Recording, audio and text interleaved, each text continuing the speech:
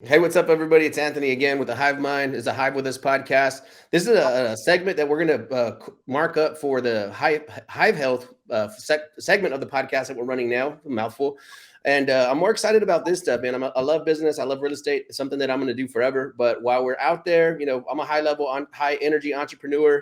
I'm pushing it. I'm flooring it all the time. But something that we don't stop and think about is both our health, personal health, the health of the planet. So I'm really excited about this podcast today. I think you guys are really going to enjoy this gentleman, and he's a wealth of knowledge.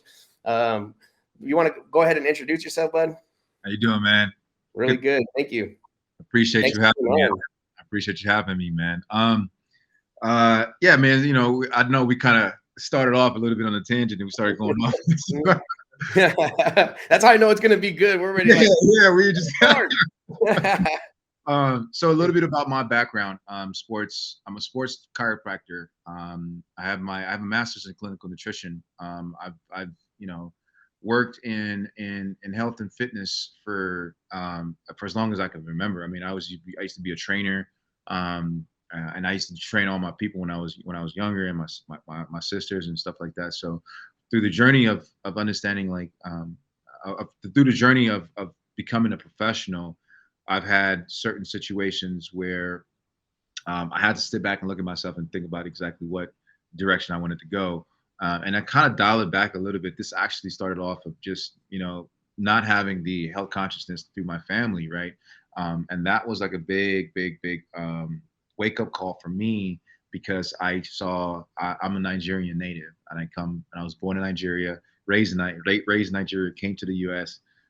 So a lot of my family members, I think that I don't think I know did not have the health consciousness as I would have imagined us to be able to have with respect to the knowledge that we have. I think a lot of people in Africa, and even in Africa, do not have the ability to understand exactly how to really take care of themselves. So for me, it became more of a personal vendetta to increase the awareness for my family, for myself, for my family, and for my generations to come. That was what started my journey in health and wellness. I then was a really big advocate in sports. So to even make it even more clear, or to blur the lines even more, Anthony, I didn't even want to be. My mom, I come from a family of competitive, uh, you know, professions or careers where Nigeria has a lot of doctors. Nigerians are mainly doctors, lawyers, um, architects, pharmacists, so on and so forth. So these are high level careers that most of the families that come to the US have all their kids embedded in, because education is always, always, always has been number one. And I didn't even want to be a doctor, but as time has gone past, I like to think of it as like I was chosen. Medicine chose me. I didn't choose medicine, and I think that a Ooh, I lot love that, man. a lot of what drove me to that was just my own keen sense of understanding how to help people and wanting to help people. Fast forward to myself, and the areas that I've actually been embedded in has been primarily in sports. My sports background, I play sports. I've been the team head doctor for the Nigerian Olympic track and field team back in 2016. I went to the Olympics then. I have worked with the Dallas Mavericks. I have worked with a lot of individual professional athletes. I mean, you name it, from the top guys you can think about. I've probably either been in a room or I've had my hands on them in some way, somehow. Um, Nice. Over 156 professional athletes over the course of 6 years that I've taken care of, and still personally take care of some of them. I was also then further on in 2021 last year, which was actually supposed to be 2020 Tokyo. I was named the head doctor again for the women's basketball team for Nigeria, and also heading the entire track and field as well too. So being able to see, work on, I tell these guys, I tell these athletes that their bodies are like Lamborghinis and Ferraris, right? Being able to work on these cars, essentially their bodies, it's a different type of humility. It's a different type of approach. It's a different type of mindset that doctors have to have. You can't just go in there and just willy nilly giving a half-assed job, or not even taking care of or continuing your education to really go in there, understanding how to really make these guys, because these are $1 million bodies. This show is sponsored by HiveMind CRM. It is more than just a CRM. It is a real estate and business mastermind that comes with an all-in-one CRM. You can have unlimited websites and users. You can call, text, RVM, and email all in one user interface. And you can set up custom automations for any type and multiple businesses. 65% of companies start using a CRM system within the first 5 years of business. Once implemented, the HiveMind will save you on marketing, give you more time, and make more money.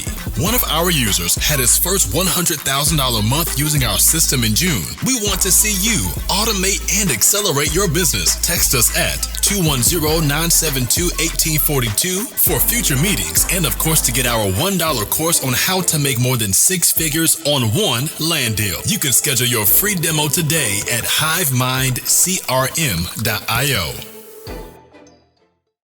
So their injuries or their next paycheck sometimes can fall on your shoulders, and that's a big responsibility. So, I've been in that sector, still in that sector, and my clinic that I have in Dallas, and still seeing a lot of professional athletes still today. So that's a little bit of a mouthful, but that's like my background, man. Dude, man, first of all, congratulations. That's very, very high achievements. What I love about podcasting is that we can meet somebody like yourself. Before today, we were complete strangers, and everything you just said right now, it's like I could already tell like our mindset is such on this like powerful alignment. You said like, I didn't choose health, like health chose me. Yeah. My uncle bought me a bodybuilding magazine when I was 12 years old, my Uncle Eddie. And man, I just went down the rabbit hole, just started learning about like protein synthesis and recovery and, protein turnover, cell turnover. And I got obsessed, man, for whatever reason. I just went down that rabbit hole, and I have a big family, right? So my dad, there's like 9 of them on their side or 7 of them. My mom's has like 13 on their side, right? Wow. So there's a lot of diabetes in my family, lots of cancer, Mexican food diet, right? High fat, high carb diet. For sure. So just growing up around all this illness, man, and I'm learning about like, man, it's so easy, right? Like you mentioned the machine that the body is, right? Where these finely tuned machines, if you just play with the chemistry, right, you can make some magic happen, as opposed to like saying, hey, well, it's hereditary, it's in my culture because of our diet. Like, no, you can actually like turn the knobs, you can twist things and pull things and levers, and you can make certain things happen, man. So I can hear it in your passion in your voice already. Like I said, something for me is like, I've been like screaming like from a mountaintop, like the house is burning down, trying to get, family members to like work on their diet and their health and all that. And sometimes it feels like you're just like, screaming into an empty field, right? So I do have it's very, very passionate about it. I've been trying to share the information forever, and I'm glad that the HiveMind podcast is taking a pivot in this direction, man. So we appreciate you being on here today, right? We never want to over ask, but we would love to see you on here, man. It sounds like it's going to take quite a few podcasts for you to be able to share the information that you have in your mind with our audience, man. But just super appreciative. And again, thank you for being on here. I'm humbled, man, Anthony. And it's so funny. I think I have to kind of highlight this. We actually share a little bit of the same, family tree. My mom's side, there's 13 of them as well. Wow. So and on my dad's side, there's 6 of them. So on my mom's side, like my first cousins, there's like 67 of us first cousins, because each of my mom's siblings, right? So there are 13 of them. So there are 8 girls and 6 boys, right? So and each of them all the women did not have less than 4 kids. So imagine that. Amazing. So, and on my dad's side, each of them didn't have less than 2 kids. So I got quite the family. And then to even share your point, like, diabetes has been a big issue from a disease standpoint, type 2, which is inflicted, right? Self-inflicted. Yeah. So it's just interesting to hear that type of, me being able to relate to that and having that same family tree on your side, my side, dude, that's incredible to understand and to see that, man. So I'm happy to be here, man. And I am ready to really get this thing going, man. Awesome, man. Yeah, like I said, I just hearing you speak just for 2 seconds, I felt the alignment already. So that's even cooler, man. Yeah. So again, we appreciate you being on here. Like I said, I feel like I have like a million, since we've already talked about a few things before the podcast started. I felt like there's a lot of things that I want to cover. So I don't know how far we'll get today. We'll make sure that we keep it right around to like 40, 45 minutes. We don't want to ever go past the hour to respect people's time and your time. But I think right now, should we open up with a little bit of health? And like we talked about recovery, you know, kind of some things that pertain to testosterone and how to keep people in a healing state, inflammation, what kind of causes that. So why don't we open up with talking about like the challenges that every American faces, whether you're an athlete or not. You know, it seems like the system's already against us, you know, based on like microplastics, toxins in the environment, those challenges. How does that affect us on a day-to-day? Like, I feel like every American's in a battle with inflammation. You know, how are we being exposed to it and what can we do about it? Man, that is the golden question, Anthony. And I think like I always refer to people, or not refer, I always refer to the to the to the saying that inflammation is a silent killer, right? Mhm. Because long-standing inflammation, if you have inflammation, so the inflammation is good and bad. We have good inflammation, we have bad inflammation. Good inflammation happens when we have an acute injury. Our body is trying to clear the waste. It needs to influx all kinds of constituents, right? Proteins, enzymes, in order for it to be able to calibrate and to balance whatever that issue is to start the healing process. That's not a problem. But the problem becomes when it's a long-standing inflammation. So, like, let's say someone has, I think about it in this perspective, osteoarthritis, right? There's the knee is a capsule. If there's so much water in the knee, which is the edema or fluid, right? Inflammatory process that happens within that capsule. I think about it as putting like a bone inside of a warm water and letting that bone sit for 4 months, 6 months, a Damn. year, right? If you think about that for a second, what happens? The chemistry of the bone starts to change, right? Because that water that it's sitting in, it starts to kind of create a spongy type of feel. Now, we have to walk, we have to move, we have to, do certain things. So now, as you're continuously moving, the impact that the bones are having on each other, the body's automatically going to think, oh man, I need to send more bones to heal that area because it's becoming brittle, and it's because it's been sitting in inflammation. So there's a cascade effect that happens when we have long-standing inflammation. And I only talked about just a joint. We haven't even talked about the system. Systematic inflammation, long-standing systematic inflammation, I think is there. That's where I label it as the silent killer, because for so long people have gotten bombarded. You talked about environment, right? You talked about environment. We are constantly stimulated by external stimuluses, right? Whether it's you know car pollution or air pollution, whether it's the stressors from our employees, whether it's emotional baggages that we're receiving from each other. Those constant stimuli puts us in the mind of our body is almost like in this state of like recover, recover, recover, recover, recover.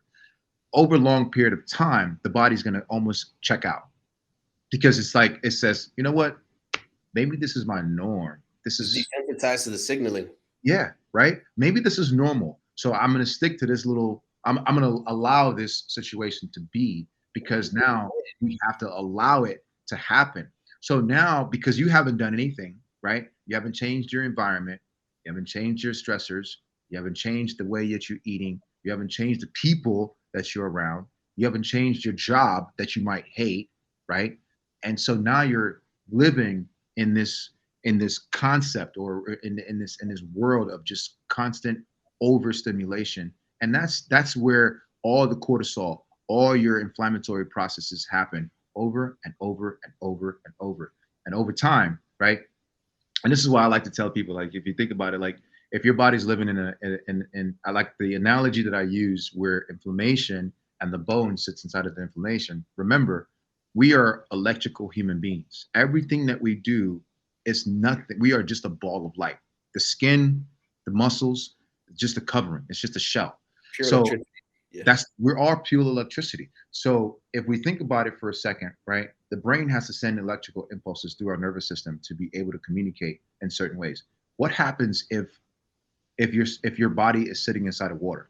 The current can't flow, right? Mhm. The current can't flow naturally the way it needs to flow.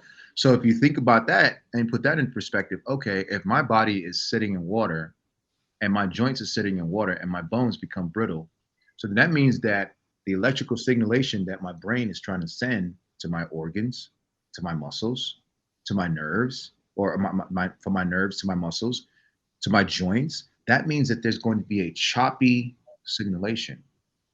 That means that the process of digestion is going to slow down. That means that the process of absorption is going to be compromised. That means that the growth factors are going to be happening. So when I explain to my patients and I kind of give them an overview of how things got to where they are, because when they come to me, they're coming to me because they've had all the answers. They've gone to the Mayo clinics, they've gone to the doctors, they've gone to this and this, this and third. Nothing has worked. So then when I sit them down, I say, okay, well, why don't we just peel the onions back a little bit? Oh, so remember that time when you were 8 years old and you got the feelings inside of your mouth? Or, oh, remember that time that you were still dealing with a lot of the trauma? Oh, remember that time that you injured your knee, but you never got any rehab? So these things are compound effects that end up happening. And by the time we're in our 30s, mid 30s, and late 30s and 40s, and so on and so forth, we're having to figure out exactly how we got to where we got to, because we've been going to the doctor. Here's a pill. And I use the concept of pill for every ill. Here's a pill.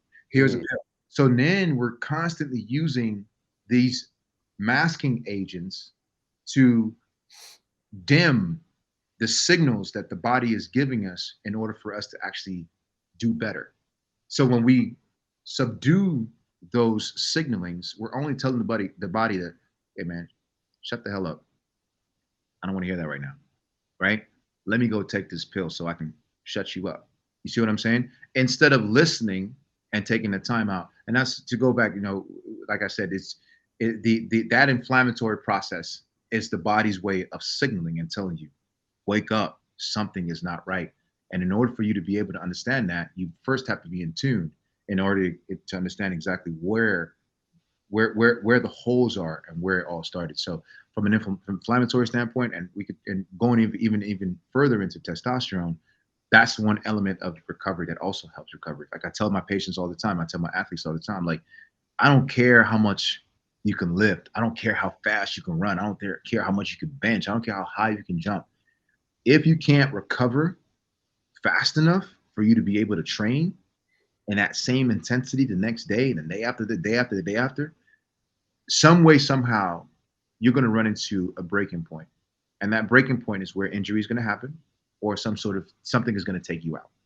So to wrap it up, when I say inflammation is the silent killer, that is the foundation of all things disease-wise, of all things injury-wise. But if we can control that from a recovery standpoint, right, and understand how to mitigate that, this is how we flip the script in terms of how we can live a healthier life and live a more beneficial life, right?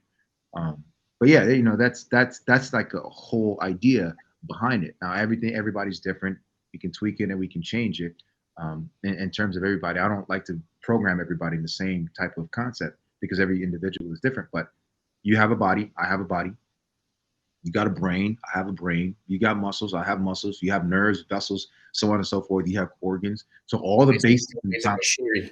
You have all the basic machinery, right? So the idea is now, okay, you might need, 91. You might need 91 fuel, and I might need 87. Right?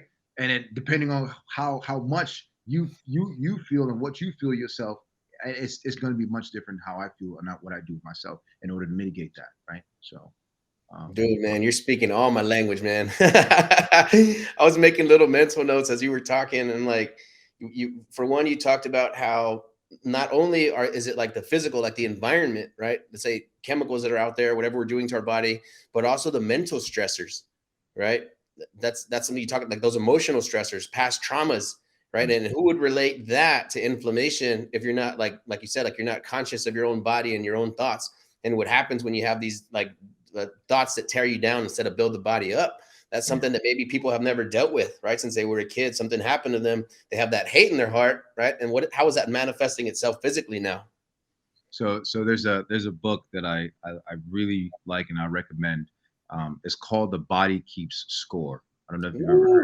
That already sounds like it's right up my alley. Let me write this down. So it's a fascinating book in a sense that the way that it describes some of the scars, it even touches like scars, right? Right. And I've actually had experiences in practicing during my practice in my clinics with this as well too, and seeing that how much treating just a scar, right? Not even like the soft tissue, the foot and blah blah blah. Treating just a scar, it's almost like you're tapping into the brain and telling the brain that it's okay, right? The body keeps score talks about how neurology and the subconscious, from a time someone has had trauma to the time that subconscious memory lives in them, from that time on, if they don't do anything to unpack it, it can be detrimental to their success. It can be detrimental to their relationship. It can be detrimental to their sports. It can be detrimental to anything that they want to do and be high achievers, right? Um, and to your case in point, that's where the mental bondage comes in. Because if I'm bonded by this thing that happened to me when I was 14 years old and never got any help, never got anything, well, that memory that's living in my subconscious, anytime something happens, it's a trigger. And the brain doesn't know right from wrong. The brain just knows do, react. So if we think about it, if I'm living in this bondage or in this trauma, right? And I run into a situation where, I'm reminded of what happened, or I'm faced with the same experience that I hadn't gotten over, I'm gonna go into panic mode. Oh shit, this is about to happen again. Well, guess what? Wow. Guess what just happened? Now you've told your brain, yo, release cortisol, release all the hormones that's gonna really increase all your panic, fight or flight. Now you go into the sympathetic response. When you go into the sympathetic response, this sympathetic response is telling your body, we need to protect, we need to fight, right? Of course, I'm over exaggerating in terms of how I'm actually explaining it, but from a physiological level, this is how the cascade of things happen. And then you're now caught up in the same cycle over and over and over. And it's a perpetual cycle until you get to the point where you can unravel that and really face it and then make peace with that. That's the only way you can start to really unlearn. I have this hashtag that I use all the time on my Instagram is hashtag learn to unlearn. And the only way you can do that is be in the conscious awareness of knowing that this is an issue. I can't deal with this anymore. Therefore, I have to change. So now you're learning to unlearn the old trauma. Yeah. Man, dude, this is beautiful, man. This is not only physical and medicine. This is also, I don't want to use the word esoteric, but it's kind of like spiritual, Yeah. right? So there's a book that I read that really changed my life, and it's called The Power of Now. Yes. Right? How you can Yes. bring yourself back to the present moment, because we do have past traumas. We're afraid of the future, right? The anxiety that the future might bring. So we're Yes. creating all these problems in our mind that have already passed or that might never happen. Right. Yes. So if you bring yourself back into the present moment, you can work on things like that. So I was just thinking right now, this is probably going to be released by next year, but Christmas is tomorrow, Christmas Eve. Yeah. So I'm thinking about like families that are at Thanksgiving or Christmas, and they have like these, family quarrels at over the holidays because they are reliving past traumas. Like they see that uncle or that aunt or dad, and those old feelings start to come up again, and somebody pops. Yeah. They neurologically can't handle it. Yeah. Right. So what's something that people can do, man, to kind of work on themselves that way? If they have those kinds of traumas, like what can, if they haven't fixed that, like you said, then they're bringing a lot of problems into the present that should have been addressed a long time ago. Man, that's a loaded question, because I think it's different for everybody, man. I had a, just to kind of give you some personal insight on my life. I had a death in the family about 11 years ago, which was my father. So there was a lot of trauma that I had to unpack. So from my own experience, I think like one of the biggest thing that helped me was meditation. And people don't understand the power of meditation. And I meditate every single day, from 5 a.m. to 6:30 a.m. That's my time of meditation. That's my quiet time. I don't talk to anybody. But even before then, a lot of the things that I had done was I seeked a lot of counsel. I sought out people that were much more intelligent than me and had a little bit more an experience in the mental and how to actually impact their mental. So I think that one of the things that most people can do is, if it is in the sense of like a detrimental mental bondage, seek help. It's the society, and even with Instagram and what all this social media is doing to us right now, I think is desensitizing us and is making us even pull further and further away from self and self-realization. So all the instant gratifications and what the body images have told us that this is what you're supposed to look like, or even as men, right? Some of the emotional capacities that I, as a black man growing up, never had a chance to explore because um, I didn't have time for that. That's the best way I can put it. My mother didn't have time for that, or not. She didn't have time for that, but my mother did not allow or show that weakness. Therefore, I, as a man, could not allow and be shown that weakness, right? So, and now over the years, I've had to figure out exactly what that even means. So, my own self searching was seeking help, counseling, figuring out exactly where the problem was, and then constantly teaching myself that it's okay to feel, it's okay to be emotional, it's okay to have these issues, and then letting it go. Because in order for you to actually get to a point, you have to realize what the problem is, and then once you realize what the problem is, make amends to what that problem is, and then let it go and forgive. And those are the three processes. Really easy. I start with meditation. Once you find that, okay, this pisses me off. And even with athletes, we go back again to the recovery, because not to just go off of the tangent and start talking about the metaphysical and even with the spiritual aspect, but I think that they all marry each other. You can't have one without the other, right? You can't have one without the other. If I have a mental situation and my ex-girlfriend and my mother just said to me, and I'm going out to go play a game, that's going to be back in my mind. I'm not going to have the best game. So understanding exactly how to unpack that and finding someone who's going to give you that accountability and help you unpack that, I think that's like the best way. But I always go back to breath. I use meditation. Those are my two primary key tools when it comes to really understanding who I am today, as a man that I am today. That's like the pivotal. Those are the main tools that I use to create this pivotal moment, or those pivotal moments in my life, man. So hope that helps somebody, and I hope that's anyone can use. I love how you talk about these powerful concepts, and you're kind of just like, it's just what I do. Like, let's unpack this for a few minutes now, because this is bad. I don't want anybody to overlook this. This is amazing information. We have a group that we do. We flip land. It's like we're real estate investors. So we have a private group that we're doing. We do deals that are $1 million and up, and we have a 10 commandments for the group. And commandment number 10 is to spend 10 to 40 minutes by yourself every single morning in silent meditation and prayer. That's one of the rules to success in our group. Incredible. So that's like, as we said, it kind of pertains to business, the spiritual side. And I use it a lot too, man. So again, more overlap and similarities. I lost my older brother, man, when I was 19 and he was 20 in 2000. So 22 years, man. And you have that, some of that pain never goes away. Seeing my parents suffer, that kind of stuff. Yeah. And I have used meditation, man. It's been a powerful tool in my life, and prayer. I think the main thing that meditation does is it entrains your nervous system to stay grounded and to stay centered, even in like a chaotic environment. Yeah, you just said it. It's an anchor. It's an anchor. Mm-hmm. It anchors you to the point where you can literally do anything, and you can overcome anything. You can withstand and basically face anything. The anchor. If you don't have an anchor, you're like a floating. What do they call them things? The buoys, like a floating buoy.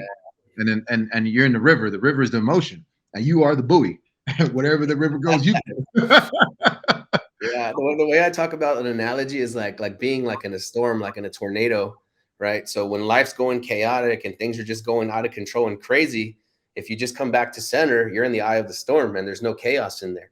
And you're kind of just visualizing the chaos around you, but you can still make strategic moves, and you can like pinpoint and target strategy all in a common environment, even in the midst of chaos. And I think that's something super powerful, that nothing in life trains you for that unless you stop to pray and you stop to meditate and to get grounded and get centered. Yeah. So that's that. You hit it right on the head, my boy. Yeah. I wish that when you went to the doctor and you said, "Hey, I have anxiety or I feel depressed," let's start there. Why don't you try prayer for 30 minutes every morning? Sit still by yourself in a room for 30 minutes, quiet, all by yourself, undisturbed before you start your day. Try that for 30 days and then come back and see how it goes. Right Man, before we just start hitting you with pills, like you said. dude, that's an incredible point that you just brought up. Some of my patients, when I practice, and I'm really in tune with my hands, and when I have my hands on anybody, I can feel the tension and the stress. I can feel where they are, even prior to an adjustment. I can feel if they are in a state of trust, right? Um, One of the things that I learned I've learned over the years of practicing is like, if the body is not going to, if the body isn't ready to accept it, healing will never occur, right? So in understanding that, like, a lot of the sessions that I've had with my patients has always been almost like a counseling session. Anthony, is like, we just sit, we just have a conversation, and we just talk. Because I'll get there, I'll get them. They'll be so tense, they'll come in, and you can kind of see who's who, what the body language looks like when they first walk into the clinic. Because then you can actually be able to tell, okay, is this going to be a successful session, or if is this going to have to come back another session? And some of those moments, what I've learned is I take a step back, and from being a doctor, and I put a different hat on, and now I'm a friend, or I'm a brother, right? Or I am a dad, or whatever the case calls for. And I find it that when I am in that moment and allowing them to release, right, that allows me for the next session to be the best treatment, to have the best treatment and have the best results from a healing standpoint. And I think a lot of doctors don't see that because they don't have time for that, right? The biggest thing is, like, the biggest thing I tell my patients, I say, when you go to a surgeon, when you're knocking on a surgeon's door, they don't have time to spend, because why are you there? You are there to get cut. So they're going to do what you came there to ask them to do. Wow, man, I never thought about it like that. Damn. And all you got is 5 minutes. So that's where I try to put that perspective in a lot of the patients' mind. Like, think for a second when you go see a professional, an MD or a surgeon or a neurosurgeon or whoever it is that you seek authority from. That is what will tell you who, that'll give you your answer in terms of how they treat you, in terms of how they prepare your healing or your healing journey, right? So yeah, it all makes sense when you start to see it, man. Man, I could talk to you for 10 hours straight, bro. I hope this is part one of a series. Like I said, we would love to see you on here again. 30 minutes in, and I feel like, damn, man, I got like 20 more things to talk Are we about. already 30 minutes in? Yeah. So yeah, man, this is amazing. I myself, like, I had to become obsessed with health and healing, and just for some personal things that I went through in my own life. So, I further went down the rabbit hole. Like, how does a person heal themselves out of suffering, right? How do we bring ourselves into a healing state, remove from a painful state, right? Or a state of collapse, like where your body's starting to, like you said, like almost digest itself, right? With the fluid sitting in the joints. So if you're not obsessed with this information, like if you don't actively go dig it up, like mine for it, hard to find somebody like yourself who's already kind of pieced a lot of the information together for you.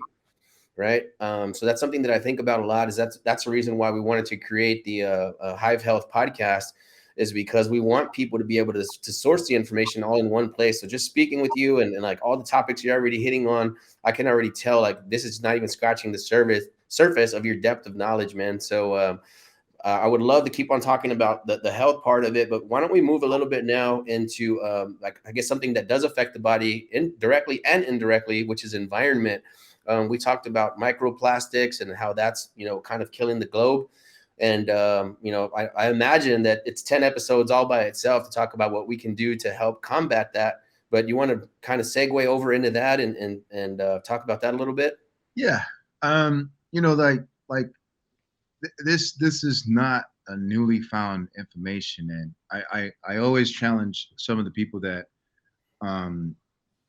always question as to whether it's pertinent or not, because for years and years and years, we've had plastics that has been wreaking havoc on our environment. Like a silent monster that came back to eat us. And well, actually, it's just been digesting us. I think it's just finally starting to show the teeth, right? Mm-hmm. It's starting to show the claws. It's starting to show the full body. Starting to understand the implications of the damage that are being caused. Yeah, Quietly. exactly. Nobody's talking about it. Nobody's thinking about it.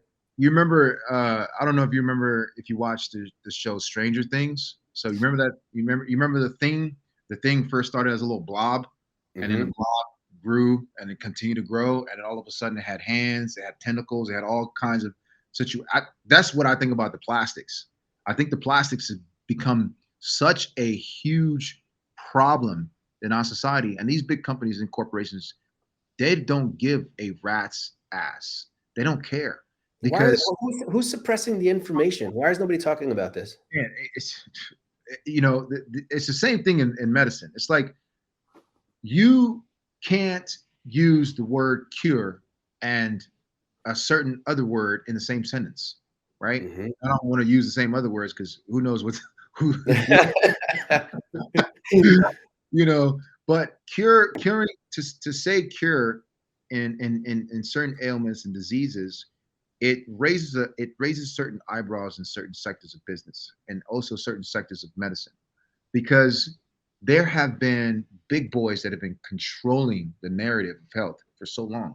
So when you talk about information suppression, that's never been that's like a blimp of what's actually happened. We talk about information suppression. We could talk about convolution of information, right?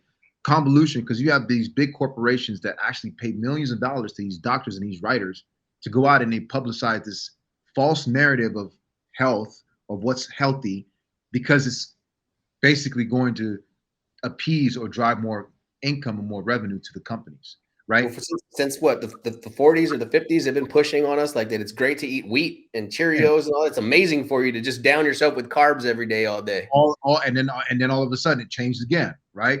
All of a sudden, and this constant change, this constant narrative, maybe it's prompting confusion for a reason, because now they want to see, what they want to do is to see who's going to be able to actually tell what's what, right? Then you tell someone, well, I don't think that this diet is blah blah blah blah blah. But you say, well, the research says this, but that's outdated 10 years ago. But as to still pertinent, so you get into this argument, and because of the confusion that has been prompted by these big corporations and big pharma, if you will, because that's truly what it is, right? I think that's why they're afraid of people like me and you, because we are the distillers of the information, and they don't like us very much. Call us the disruptors, right? Disruptors.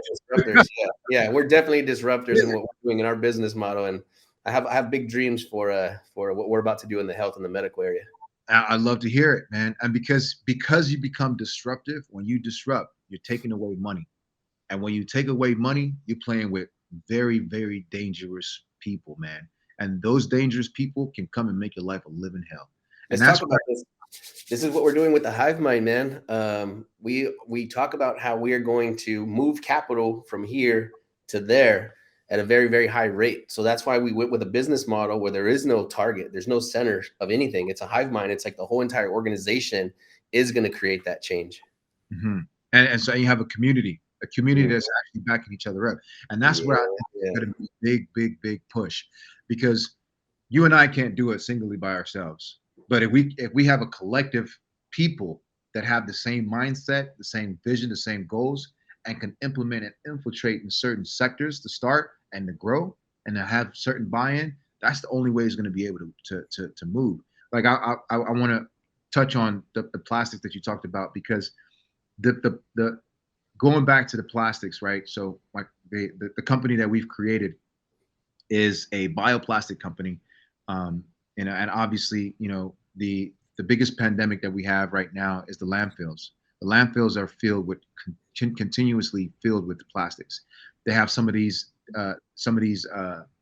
cement companies that they go and they buy plastics, right? Because the what is it? I forget the name of the fires that they use to actually that they use to fuel the factory to make the cement. It's called a kiln or something like that.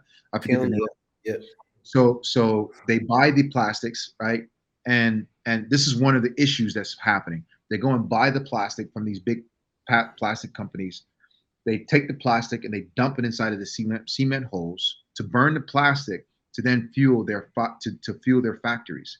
Well, all you're doing is taking the problem from the land and you're putting it in the air, right? And then you recycling, right? Recycling. Everybody's on this. Oh yeah, recycle, recycle, recycle. But there's only 2%, right? Let's talk about let's talk about like the real concept of recycling. 2%, 2 to 4% of plastic is actually recyclable. Why is that? Recyclable plastics. Let's say you have a bottle of Coke, right? Or a bottle of Sprite. The chemical, the acid in that Sprite, when it coats or when it mixes with the coating of the plastics on the inside and melts it and has it contamination or has any sort of like relationship to it or water heats it or something like that, what ends up happening is that plastic bottle is no longer recyclable, Anthony. Dang. So it's all BS in my humble opinion. So as a collective, what are we doing? From a company standpoint and from everybody else that we're doing, we're partnering up. We have companies that are wanting to do what we're doing. They want to go and talk to other companies, and we want to have conversations with other companies to say, hey, we found a solution that can replace plastics. And now everybody's coming together because now they're seeing what the problem is. They're seeing that there is a large issue that needs to be addressed before our planet dies. And I think that taking it back to even the health concept of it, everybody has had some sort of plastic that they've used put their food in, put it in the microwave, or they've gotten it from the store, put it in the microwave, or they've drank out of it, right? Put it in the microwave. These plastics that you put when it's met with heat, the nature of the chemical, it denatures it. So when you go to eat from it, when you go to drink from it, it has the contents that you're actually ingesting, which is where your problem also lies. Now, this isn't like something that just you go and drink a water bottle with plastic and all of a sudden, boom, you get sick. No. Now you do that every year, 1 year, do that in the next 5 years, do that in the next 10 years. This is where the body, so now it goes back to that same inflammatory concept that I was talking to you about, right? So now I'm ingesting I'm ingesting plastic. Now I have environmental stress. Now I have social stress. So now all this issue that I'm basically surrounded around is still causing that same constant inflammation. And the plastic has been shown to disrupt the hormonal systems in women. The show is sponsored by The List Guys. Do you need more leads in your local or virtual market? 1 in 10 small businesses don't invest in any kind of marketing. The List Guys have over 35 plus list types to choose from, and you can mix and match any list or criteria. We also use the skip trace list and provide up to 7 numbers and email addresses. Every list you purchase will be scrubbed against previous purchases. The List Guys are here to save you time. Contact the List Guys today at www.1listguys.com. That's www.1listguys.com. It's been shown to disrupt testosterone production in males. It's been shown that it actually causes cancers, right? It stimulates the bodies because if the body's been fighting it for so long, the body is going to get to a point where it cannot do it anymore. And guess what? The weakest part of the body is where the cancer or the bacteria or the disease will go. So if you have issues that your liver isn't functioning right, or your kidneys aren't functioning right, or your digestive system, everybody's having thyroid problems now. Exactly. So it attacks those areas, man. So to tie it all together, man, it's a bigger problem that we actually know of. And this is like, I call it the silent killer. I say inflammation is a silent killer because we're constantly bombarded with all kinds of inflammation and all kinds of issues, man. And until we can get a hand of it, Anthony, it's people like you and me have to be able to create communities in order for us to actually make a dent in the company, man, or a dent in this world. And that's where we're at, man, in terms of that, man. So hopefully this is going to be a big change in the future. Man, our visions align so perfectly, man. This is going to be such a beautiful match. So let's talk about 3 red flag items real quick that I want to touch on. 2 of which you brought up before we started this call. In case anybody thinks like, yeah, but that's a problem, they're just going to just people if it's not an immediate threat, immediate danger, people just kick the can down the road, right? So I want to talk about 3 different red flags. 2 that you brought up. One that's that I personally believe and think about. So for one is that there's dead zones in the ocean, right, where there's no life, there's no ability for plant or fish to live there. Yep. Number 2 is that we're eating about a credit cards worth of plastic per month, the average American. Yep. And then number 3 is that the human race should be infertile between like 2050 and 2060, inability to have children. Oh, right. So let's talk about this, man. We only got 15 minutes left, but let's go as far as we can go, and then we'll do it again, man. We'll do part 2. So what the first one was the oceans. We're killing our oceans. I don't know how much of a seafood person you are. If you like shrimp, you like fish, you like any of those things. I absolutely love it. I'm gonna tell you right now, you might want to start checking it because the fish are eating the plastics, right? The shrimps are eating the plastics. The bottom feeders are eating the plastics, right? So if we talk about from a food consumption standpoint, the microplastics are wreaking a lot of havoc on marine life. Oceans, the turtles, the sea turtles, the whales, they are consuming all of this stuff that's being dumped in the ocean. You see it on social. You'll see like them cut open a shark or a whale, and dude's full of like a dumpster full of plastic. Cut open a whale, and it's just ridiculous amount. I mean, it's sad, dude. Super sad. Man. And you talk about and those dead zones, man, and it's only getting worse. Those dead zones are getting worse. And let's go back to this whole conversation about how these big corporations are really messing up the environment. These corporations will go, right? Sometimes a middleman can be the issue too. The middleman, like someone like you or myself, regular person, will go and create a company, and they say, "Oh, my company is going to get rid of all your plastic." You are a big corporation that you need to get rid of your plastics. I go create a company that can go and buy, or can literally, you pay me and I'll take all your plastics, you as a corporation. Well, guess what I'm going to do? I'm going to go to Africa. I'm going to go to Indonesia. I'm going to go to India. I'm going to go to Bali. I'm going to go to one of those countries that no one gives a damn. And I'm going to take my truckload of plastic and I'm going to dump it in their backyard. Who gives a care what their lifestyle looks like? Who gives a care what their ocean is? Oh, and by the way, if I can't dump it there, there's a river right next to their land. I'll just dump it in the river, right? And we know that rain falls, river moves, water moves. So what is that doing? It's washing and pushing all that circulation and moving in different areas. That's why you're having all these little patches of dead zone. And they're the size of Texas, dude. The size of Texas, 3 of them. And if you imagine what that even looks like, man. What that even looks like. You mean to tell me? Scariest movie you ever saw. Yeah, man. So, and to your point is, if we don't stop that, and this is where I'm my passion is for the company that we created, is our plastics are industrial compostable and also biodegradable. Industrial compostable means it's not home compostable yet, but industry compostable means that we can take the plastic and you can go and dump it into the garbage. Let's say, God forbid, a company that buys or that wants to do business with us is using our resin to be able to manufacture the plastics. Let's say, God forbid, a middleman decides to still continue to do the things that they're doing. Well, once our plastic ends up in that landfill, it becomes industrial compostable, which means that in the landfill, high amounts of anaerobic bacteria gets a hold of our plastic. It becomes food for them. So our plastic becomes digested by just anaerobes, and then it turns into fertilizer. So because we use hemp is the mother plant.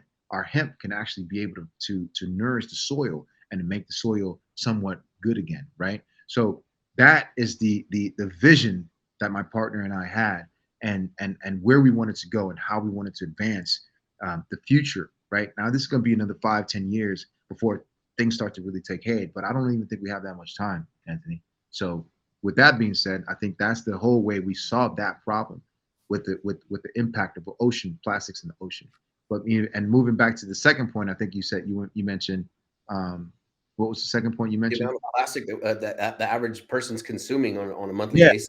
Again, it goes back to what I was talking about. The food, the microwavable foods that you're using. Change that up. Put your food in glass, Tupperware.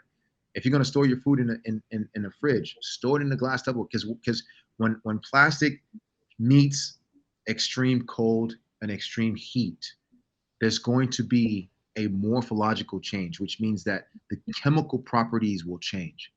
Right? You freeze the plastic, it's gonna deform, and then you bring it out and you want to warm it up, it's gonna deform. So the idea behind that is that if you're wanting to control the amount of plastics that you're ingesting, carry water in a glass bottle, right?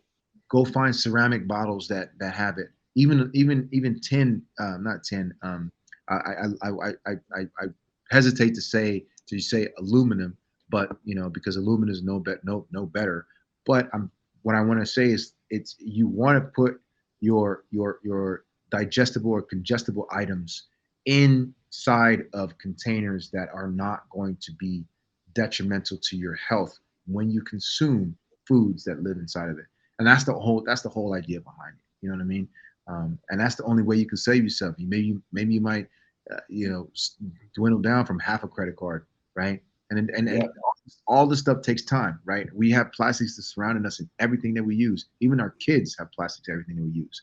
So the idea is that just to try to minimize the constant use and the constant microwaving, the constant food consumption using plastic. And the best way you can do it is to switch glass, ceramic. Those are the best options, in my humble opinion. But again, everybody's entitled and can argue one way or another, man. But that's that's the one way to really to stop that consumption of plastic. Man, dude, this is something again, like this is things that people aren't thinking about. Us as entrepreneurs that are out there, we're figuring out how to get in, how to build the perfect funnel and how to run traffic and where to source capital and fundraising. But nobody's talking about, like there might not be a place to do those activities anymore in the next 5 or 10 years, 20 years. Like something needs to happen.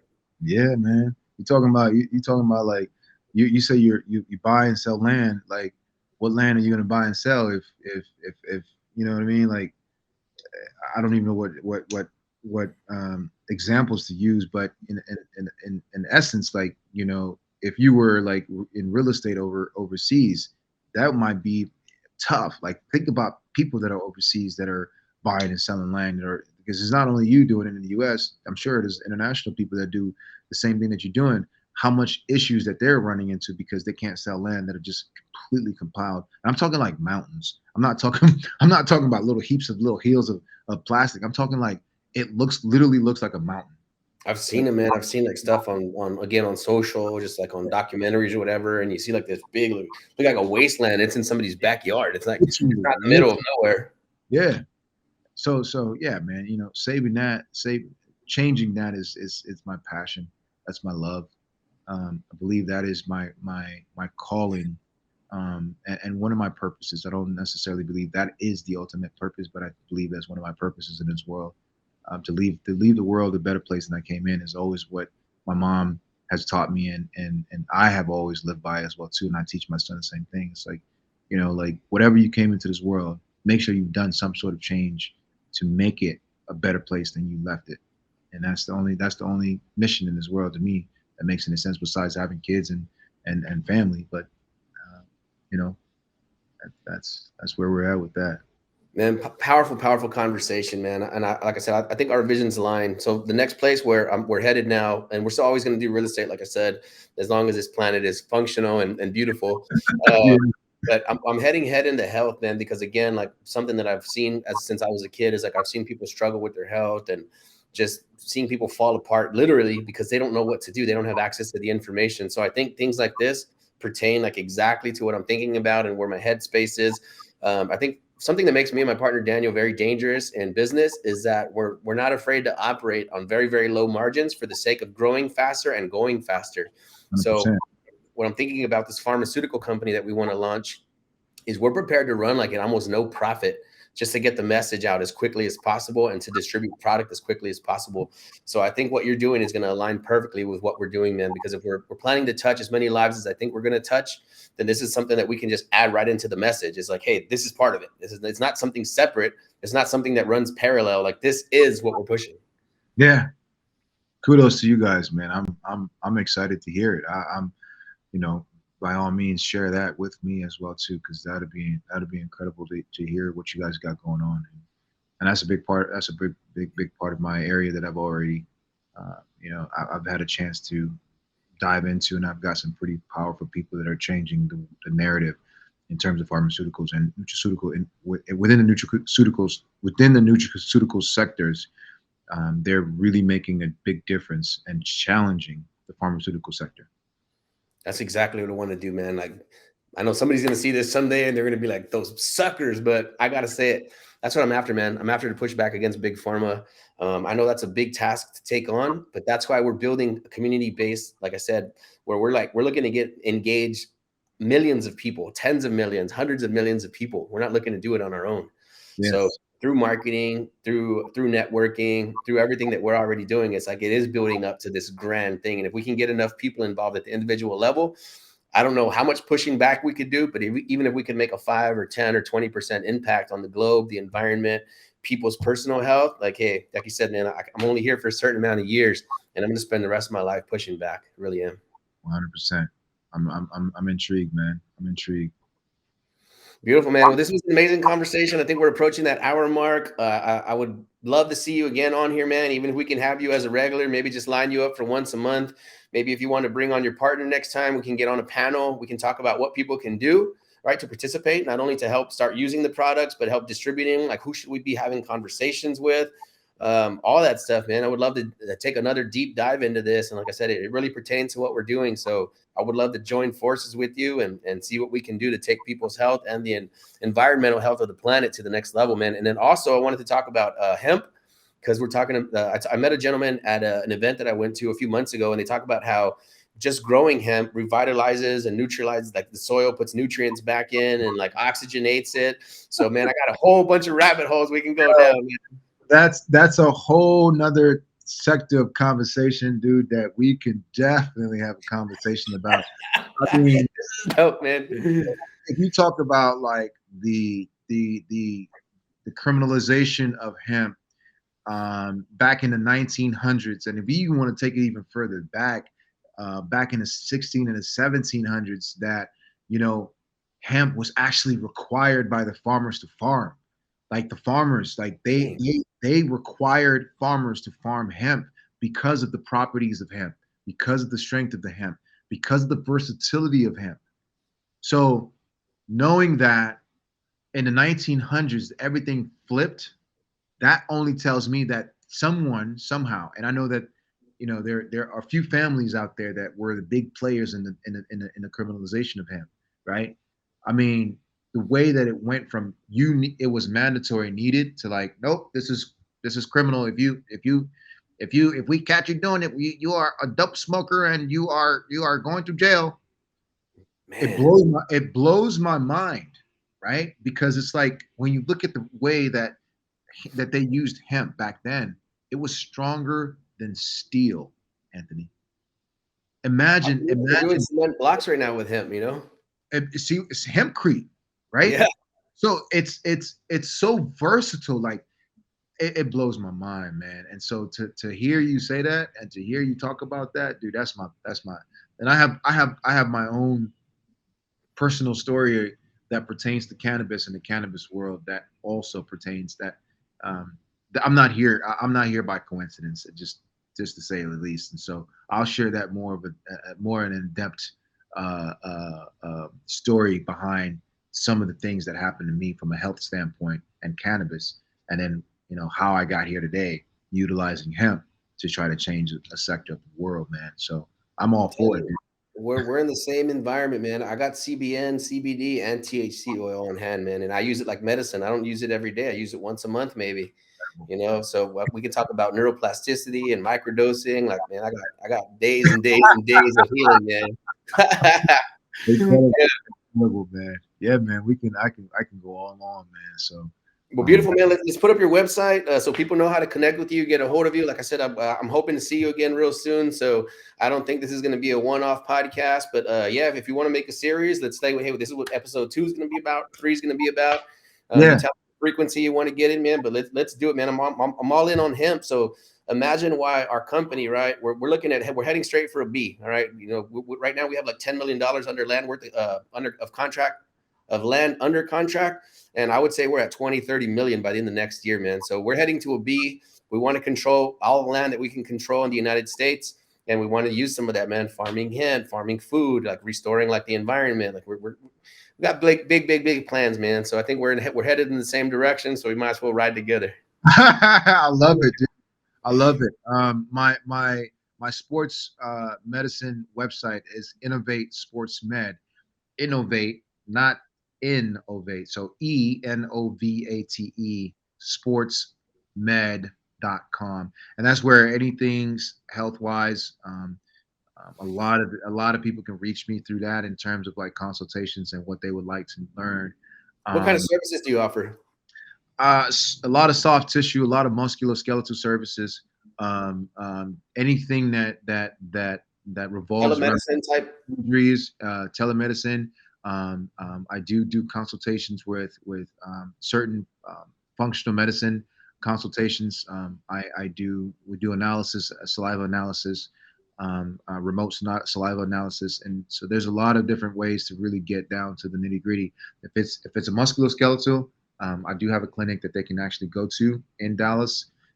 If it's anything physiological that requires more of an in-depth, that we take that a little bit further from a functional medicine approach, and everything is more so holistic. It's a holistic approach in doing that. So, and that's where a lot of information can be found. And then my bioplastic company is called Terramer. Terra is land, mer is polymer or water. So we have land and water polymer. So we have the ability it degrades on land and also in water. And that's TerramerInc.com, TerramerInc.com.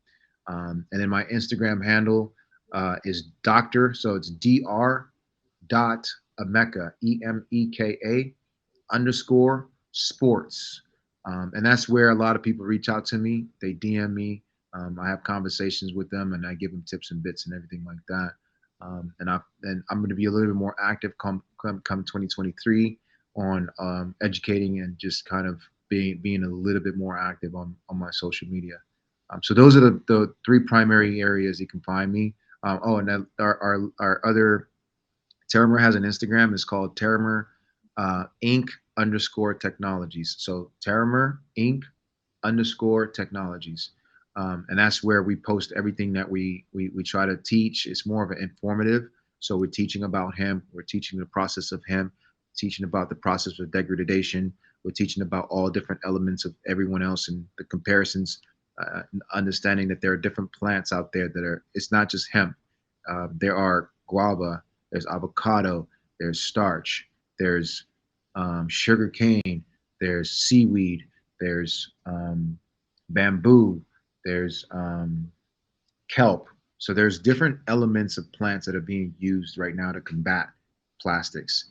But, we try to give examples or explanations as to how a lot of these plants, quite honestly, I think my own opinion is like a lot of these plants, they're going to have an issue when it comes to scale, because avocado and the amount of water it takes to grow avocado, it's very tough. The same thing as far as supply chain availability. Hemp is weed. You can grow weed anywhere. You can grow weed on a concrete. It can be grown in any weather conditions whatsoever. So I believe that we are in a position to really scale and to further this company where it's never been taken before. And our competitors, obviously, I'm a big support in what they're doing, because I think that as we're doing this as a collective, there's going to be more awareness and change coming forth as well too. Beautiful, man. That's the hive mind, man. We are a collective. We are looking to work with other people, team up with other organizations. We're seizing control of thousands of acres of land in a very short amount of time. And it's not even costing us money. It's becoming very profitable. So it's an inverted funnel where we're starting to collect land at scale, where it's paying us to collect it instead of us buying it. So you can imagine how fast this organism is going to grow. So if you have some direction or some use for some of that land, man, you tell us where we need to be and what we need to buy, what kind of climate we need to be involved in, and we're all in, man. Count us in. Let's have the conversation. Let's have a conversation, Anthony. The more the merrier, man. The more the merrier. And we're going to need a lot, because everything that we're doing is in state, right? It's in the U.S. So we're not trying to depend on China to give us the hemp. We're trying to secure that ourselves. Man, I'm looking at hemp right now. I'm looking at bamboo. I'm looking at everything we talked about.